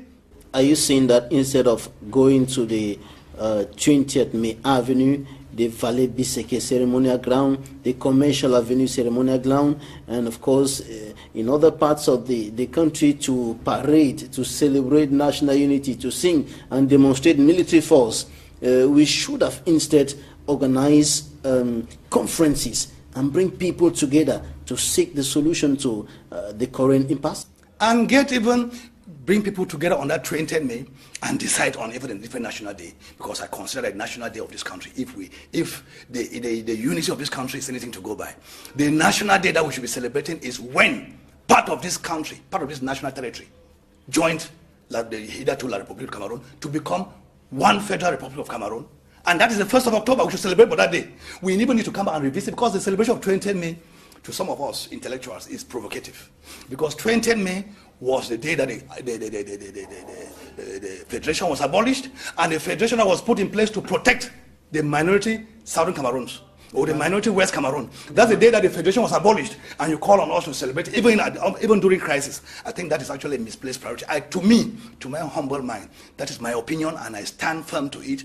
The day that this map of this country changed to what it is today is a very important day in the history of this country. The day that the peoples of this country became the peoples of former West Cameroon and the peoples of former East Cameroon, that is the day that the Cameroon map was built to what it is today. That's a national day. Because if not, you cannot celebrate, no national day has any meaning, apart from the day that this map of this country was formed to what it is today. Organizing such a conference on such a day to look at the issues that are afflicting the peace and unity of the country today, will that solve any problem when we look at how far the crisis has deteriorated, how far it has escalated to? Well, people who have died, should I say, on both sides, gendarmes, military, and the innocent population. In fact, I would say peace, may their souls rest in peace. That is actually, they are gone. But our concern now should be the people who are alive. Have those people died for nothing? Was it just because the people who have died, the military, the Southern Cameroonians who have died, and they have died for a cause. They have died fighting for this national unity, fighting for how to better preserve this national unity. And it is because they were not heard that we went to this. That was not. Some people say that is not the best solution, but when people are pushed to the wall, I've seen how wars come about. We have seen it, how it moves from one stage to the other in this country, and we can only say, may the souls of those who have departed rest in peace. But the way forward remains the most important. We can sit back, and once we are discussing, we will learn not to count corpses. And that is the way a nation is built. Before this Cameroon was built to be what it is today, people died. And the people who died, we don't have to desecrate, or we don't have to look low on them. We instead have to glorify them by doing what is right now. And the bishops of Cameroon, in a distress call, said it is time for mediation. It is time for mediation. It is in fact, it is good, because people are calling. They are seeing the action on the ground. How many persons do we need to kill? Whether perhaps maybe the head of state or the government has a number of persons that have to, maybe they are taking records of the number of persons that will die before we can sit on the table. But we are saying that it is high time that we sit down and look into this matter, have an inclusive dialogue. And when we're having an inclusive dialogue, nobody's excluded. We sit down. And honestly speaking, there is misrepresentation as far as if you have to go by the elected officials, you have to go by the appointees to sit down and talk on behalf of the common man or the people who are fighting. In fact, we are making a mistake. They need to be represented as they are constituted. So we sit down. We're going to take interviews of the week right now, and when we come back, we will talk about some of the issues that you raised during the last plenary sitting of the upper house of Parliament of Cameroon that has compelled some of the senators who were illegally occupying positions in contradiction to the internal rules and regulations of the house to leave some of their positions in some state and para-public institutions today.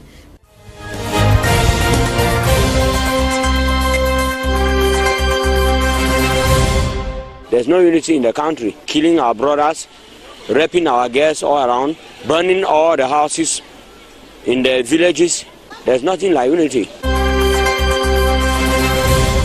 First, Cameroon was a united country, but now we are not united.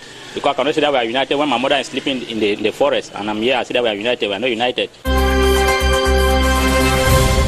I think we are not really united because as Cameroonians, we have problems here in Cameroon. Like for example, in the north and southwest, people are fighting, soldiers are killing civilians, civilians are fighting against soldiers, so I don't think we are really united.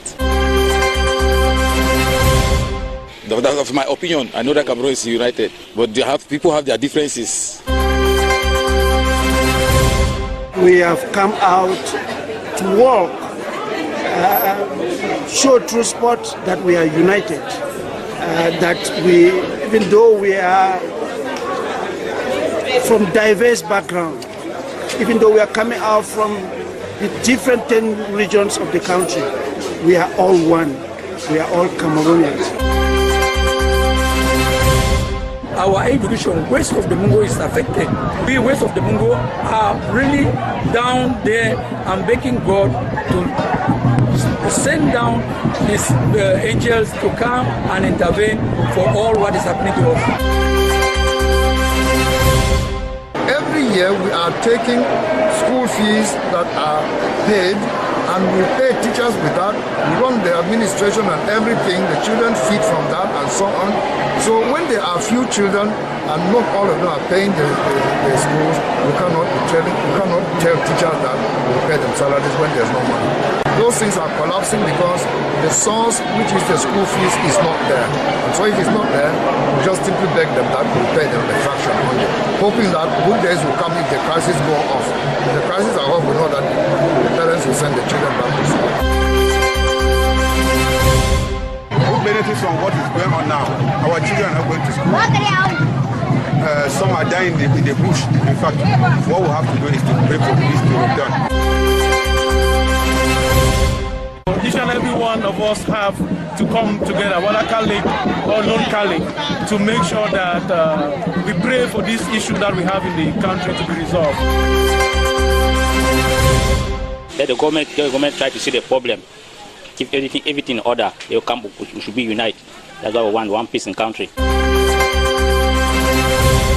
I must insist that our president should step down right now. Paul Biya should step down in this country, as Kofi Annan has said. It's an error in Africa, and he has spoken. So Paul Biya should step down now. If he doesn't step down, nothing can work in this country, and it will never work till he step down.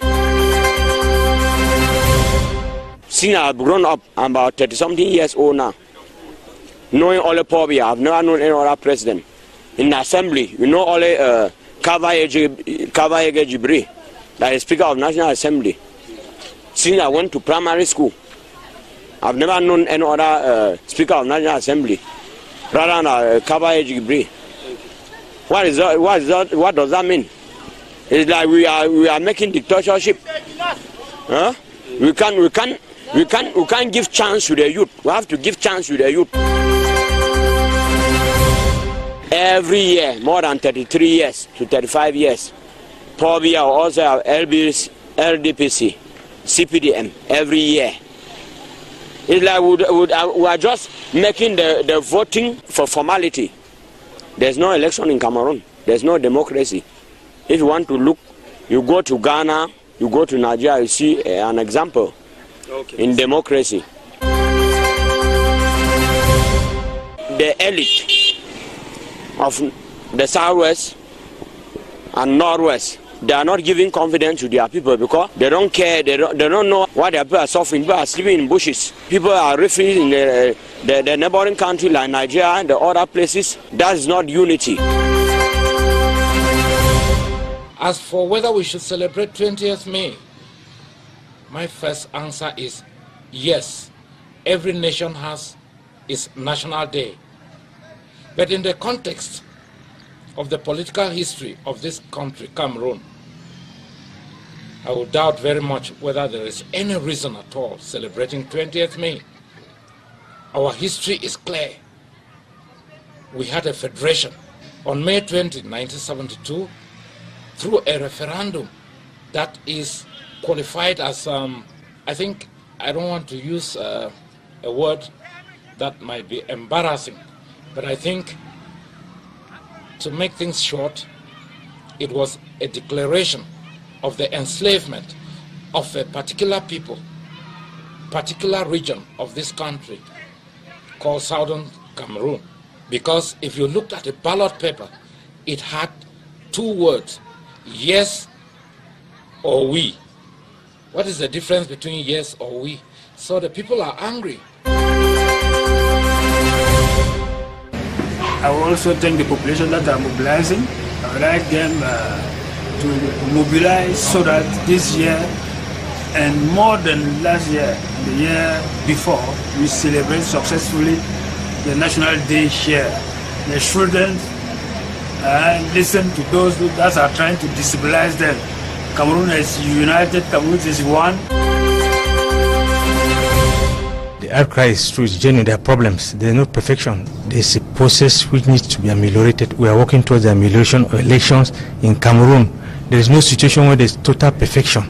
It's a process, we are working towards it. We left from Minat to Inyo, and now we are in the Lekam. So we are moving forward. This forum is to permit us to have a better eye view of all the problems that political stakeholders put forward, because it's a system of participation, dialogue from both sides.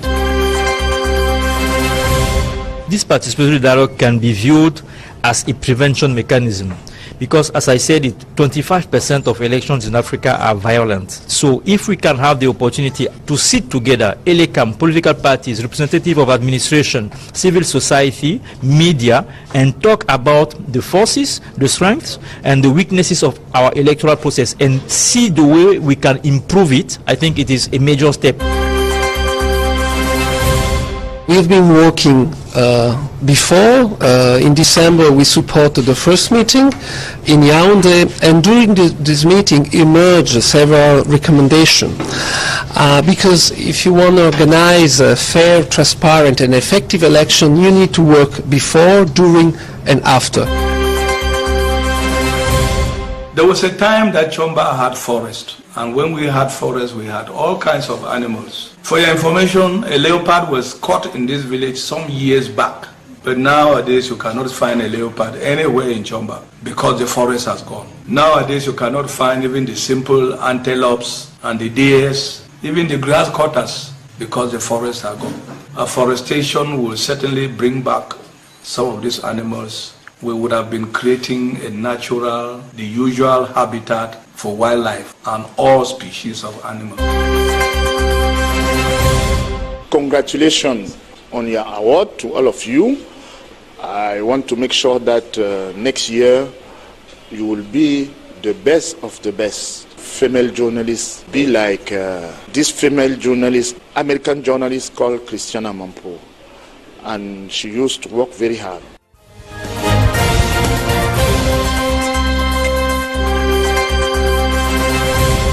During the last plenary session of the upper house of parliament, some senators who have been illegally occupying some positions, notably in contradiction to the laws of the House, came under fire, and they have been compelled today to respect the internal rules of the House. Senator Kemende, you led this fight. Yes, I can.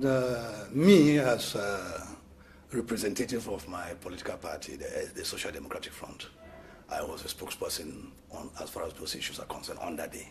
And I want to make Cameroonians to understand that whatever thing I said there, I said on behalf of the Social Democratic Front. And whatever any member of us in the Senate is going to say subsequent to this interview I'm granting here today will be for the Social Democratic Front and the Cameroonian nation. What prompted you to take such strong action? In fact, Mr. Babila, by the time I took that action, I never knew that the action was going to be acclaimed or was going to be described as a strong action. I just did what was my job to do, and what it was a job of the opposition party, Social Democratic Front, that we represent in the House, is supposed to do. In fact, for the past legislative mandate, these same people whom I can describe as dualists, some people, I can even say not dualists, but they even hold, because they even hold even 3 offices. I don't know how I can describe that. So there are some of them who even hold 3 offices that make them, put them in a position of incompatibility. You put your finger on the particular case of the eldest member. Yes, because of that, at that particular moment, we had the eldest member of the House who found himself in that situation of incompatibility, and I considered it a desecration of that office of interim president for him to address that August assembly in that situation of incompatibility. In fact, by dint of the fact that he was the dean of that session, or of the House at that particular moment, and the fact that being the dean of that House, he had to be the president of that session, that made his own incompatibility case to be considered as a matter of priority, without which he will preside over if we allowed it to be decided upon in committees later on. And if what if in the committees he happened to have decided, or he happened to give up the senatorial office, it means that our House has been desecrated at the very beginning. It means that somebody, an impostor, had presided over the opening session of the Senate. So that is why, at the moment that he read all the results, the Constitutional Council results, the publication, the presidential decree appointing a 30, I just got in at that particular moment to say, stop, Mr. President. Before you continue presiding over this House as his interim president, let your own case, you have put your own case of incompatibility at the fore. Let it be considered by this House for us to proceed. The others will be considered subsequently, because they have not put their positions at the forefront, as you have done, by assuming the function of the interim president. So that was a way by which I was asking the House to consider its own case before it goes on presiding as its interim president. Because having presided as such, it went into the record that the House was presided at by Chief Bokete. And if Chief Bokete later on decides to resign from the Senate, that must have stained our record, because we could not go back again to begin the House again with another person who will not be incompatible, or who will be a permanent member for these 5 years. So that's why I raised that issue at that point in time. Before that, there were 2 issues that I raised. The other element was that of one of the youngest members of the Senate to join the dean to preside over that session. In fact, the law is and you said the manner in which positions are distributed, it's very wrong. It came subsequently. That one came subsequently. Because when I look at the way positions at the Bureau were distributed, it's not as if we of the SDF or we of the Social Democratic Front, we are interested in positions. We are interested in doing our job to let the Cameroonian people feel that they have representatives in that House. Even if it is only one, as my chairman said, Chairman Nijon Fundi said, even if it was one SDF and senator in that House, he will still play that role that we play today. So what is there is that, as far as the positions are concerned, the law says that the positions in the Bureau will reflect the political composition of the House. And when we talk about the political composition of the House, we know that the House elections were contested and won by only 2 political parties, the SDF and the CPDM. There is no way by which, in sharing positions at the Bureau based on that law, which talks of the political composition of that house, they will have to go and take appointees who were never appointed as militants of any political party, who were appointed as Cameroonians. But then in the house, we hear they are associated to political parties. We never knew that was not mentioned in the decree appointing them. As long as the decree appointing them never mentioned the fact that they belong to either the MDR, or they belong to the UPC, or they belong to the UNDP, or they belong to the ANDP, those decrees appointing them never made mention of the political parties to which they belong. So we consider they were appointed as Cameroonians. For them to come now and be fighting to take positions in the bureau, which is the right of the two political parties only, who were known as the jury political parties in the house, for them to be fighting over positions with them, whereby UPC, who was appointed with one person, or UNDP, who was appointed with two persons, they are now fighting with SDF to have positions in the bureau. They have one position, they have each have one position in the bureau, and then the SDF too has one position in the bureau. We consider it unjust. Those people, they're supposed to sit by until when the political parties must have appropriated to themselves the number of seats that are available. Then another party, with having its own right, could decide to co-opt a member of that those other mushroom appointee parties to take part at the sharing of the positions in the bureau. So it is illegal for the 30 senators appointed by the President of the Republic to say that they are senators of the CPDM, of the UNDP, for example, and the other political parties. It is, I can say to an extent, it is illegal, because it is only the name tag that shows the colors of their parties that make us know that they belong to that party. The decree appointing them, the head of state, and the head of state appointed them as head of state, not as chairman of any political party. He appointed as head of state. The decree appointing them talked of them being appointed as Cameroonians. So they could be members of the civil society. What would be their own color of the name tag? If they are appointed members of the civil society. If you, for instance, Mr. Babila, you were appointed to be a senator, what name tag will you have? Will you carry Equinox and logo and put in front of you? Not at all. You have a name tag. So it is only in the Senate that we saw name tags being the colors of their political parties. That is not supposed to be so. It is illegal for them to assume positions. They could choose for themselves any political party to which they want to belong and indicate as such. But then for them to assume that there are political parties in the house and their due seats in the bureau, just like the SDF and the CPDM who contested and won elections, it is, to my mind, it's not proper, illegal, and unjust. Cameroon's upper house of parliament today is being referred to like or as an all CPDM Senate because of the overwhelming majority given to the CPDM. And earlier you indicated that even if you had just, when I'm talking about you, I'm talking about the Social Democratic Front, you had just one senator in the House, you will still do your job as you're normally supposed to do. Today you have 7 senators in the upper house of parliament, and you have no parliamentary group, because for a party to have a parliamentary group, it must have at least 10 senators. Do you think that the country's upper house of parliament today, in its current nature, can do its job properly? It will do its job. As my chairman said, one person, they call us 7 mosquitoes. But you know, 7 mosquitoes are just too many to keep a whole household and not sleepless for a whole night. 7 senators, they call us 7 mosquitoes, but we are going to be more than, we are going to do a job of all the Cameroonians. Because what I know about the Social Democratic Front is that the Social Democratic Front, in all their acts, even when they act under party discipline, they represent the conscience of the population. So even if it was going to be one senator in that upper house, what he will say will represent the consciences of all the Cameroonians put together. For that I can tell you that the Social Democratic Front has always posed acts, even though the chairman's house was attacked. But I would say it's for people who don't know what the chairman has done for this nation and what he continues to do. What he keeps saying is that let the wheel of the car, you cannot have a destination like Yaoundé from Douala where I am, and then you just suffer a leakage on your tire whereby the air is coming out and you decide to stay on the same spot. Let the wheel keep turning as long as we are moving towards Yaoundé. Let the wheel keep turning until when we shall get the tire flat.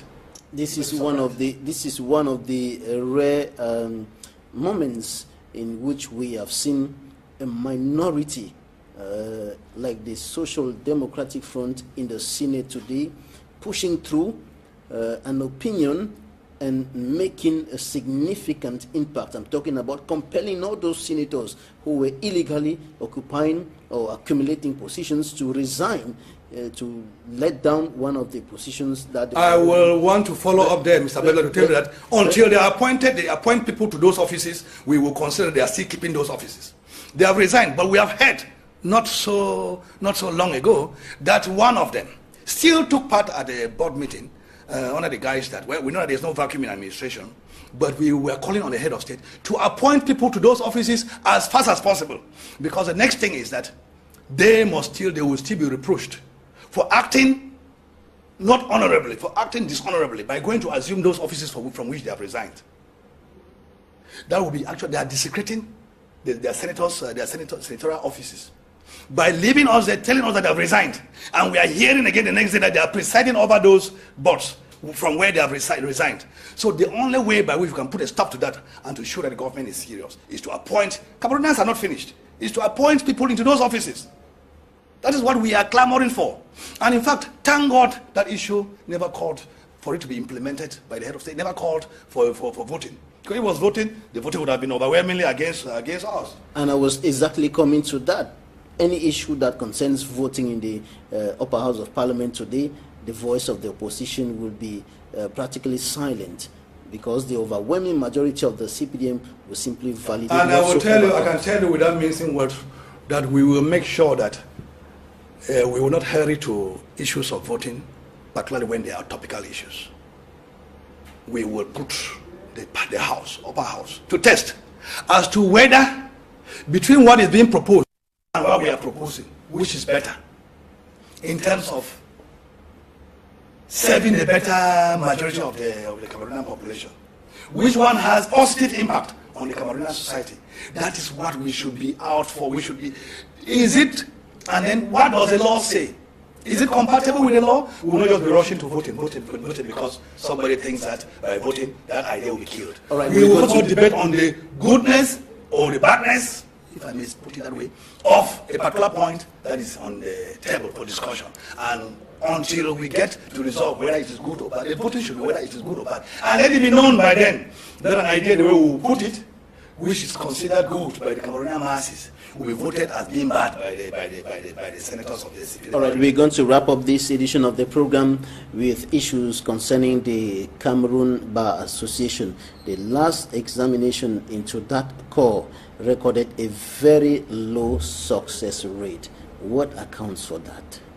I will say, as a bar council member, I can chip in something with regard to that, but the best person who can actually give concrete information with regard to that is the bar president, who is like the spokesperson of the bar. But what if you ask me that to say something about it? I will say simply that the bar exam is governed by law, it's governed by legislation. It could turn out that from the exams, only 10 persons out of 1,500, as the case may be, score above 12 or 12 and above. That would be a result. It could even turn out that all the 1,500 who register for the exam, or so, for instance, they all make it, they all have 12 and above. That would be a result. There is no control mechanism to bring down the number if they have passed many, or to step up the number if they have passed so few. So where is the problem? I want to think. Is it at the level of the training in the law schools or in the law chambers and so on? Which problem is? The performance of the... No, those are different. We don't have law schools in Cameroon. Those are different issues altogether. We have people who come from the law schools, they enter into the bars of the various countries from which they're coming.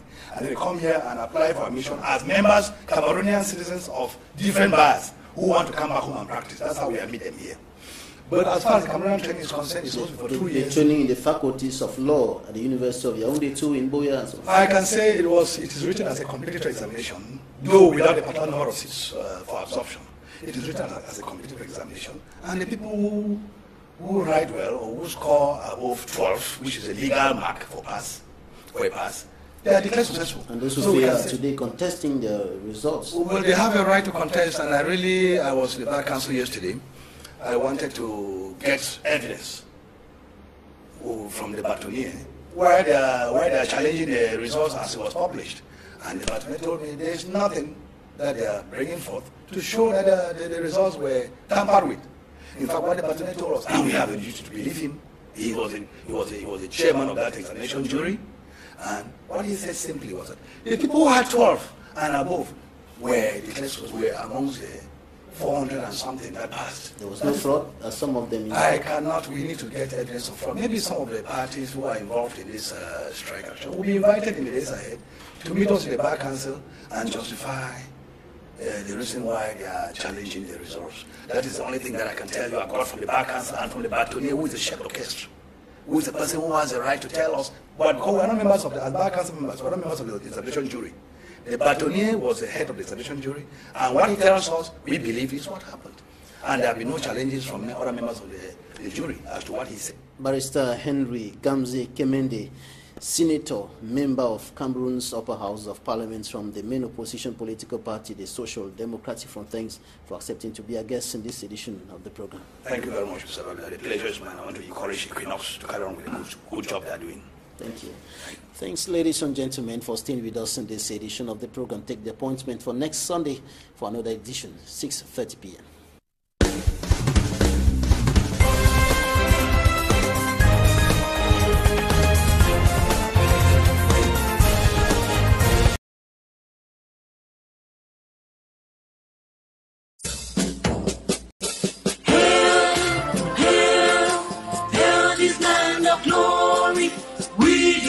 Amazonian, special loyalty.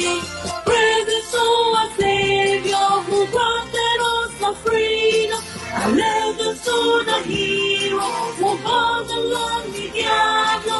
Glory to glory, we rise and never to fall.